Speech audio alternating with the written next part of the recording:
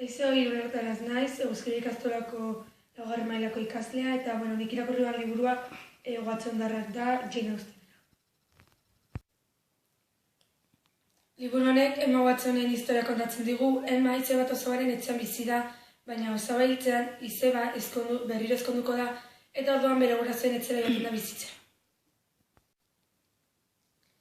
Liburu hau asko gustatu zait. Alde batetik 18. mendean dagoelako kokatuta, eta niri asko gustatzen zaizkidalako garai hartako dantzariak.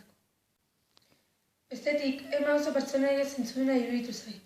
Azkenik esan barra dago, liburua oso erraza iruditu zaidala irakurtzeko, eta Sara Morantek egindako irudiak oso politak iruditu zaizkit.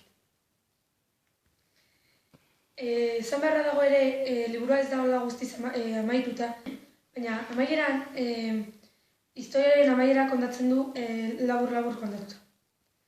Hori dela eta, gomendatuko nieke liburu hau irakurtzea gustatzen gazte guztiei.